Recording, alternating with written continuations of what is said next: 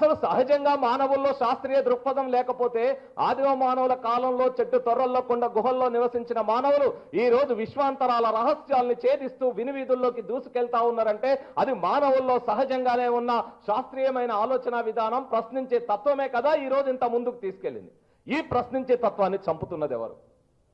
సహజంగానే పిల్లల్లో ఉన్న సహజంగానే మానవుల్లో ఉండే ఈ ప్రశ్నించే తత్వాన్ని, ఈ ఆలోచనని, ఈ జిజ్ఞాసని, ఈ కుతూహలాన్ని, తెలియని విషయం తెలుసుకోవాలనే తపనను చంపుతున్న వాళ్ళు ఎవరు అంటే ఖచ్చితంగా నేను చెప్పగలిగింది, ఎప్పుడైతే నేను మానవ సమాజం నుంచి ఈ నేర్చుకునే ఆలోచన, ప్రశ్నించే తత్వాన్ని నాకు నేర్పిన ఆ మానవ సమాజం నుంచి, ఆ సమూహం నుంచి నన్ను తీసుకొచ్చి ఒక 4 గోడల మధ్య బంధించారో, ఆ దర్వాజా తలుపు దాటి ఈ తరగతి గది అనే 4 గోడల మధ్యకు వచ్చిన తర్వాత, ఆ జైల్లో నన్ను బంధించిన తర్వాత కదా ఈ ప్రశ్నించే తత్వాన్ని, ఆలోచనని, కుతూహలాన్ని, జిజ్ఞాసని చంపేసి టెక్స్ట్ బుక్లకి పరిమితం చేసి బట్టి బట్టే విద్యా విధానాన్ని నేర్పిన తర్వాత మాధవన్ నాయర్లు, కస్తూరి రంగరాజన్లు, అబ్దుల్ కలాంలు తయారు కాకపోతే సివి రామన్లు వస్తారా, లేకపోతే మేడం క్యూరీలు వస్తారా?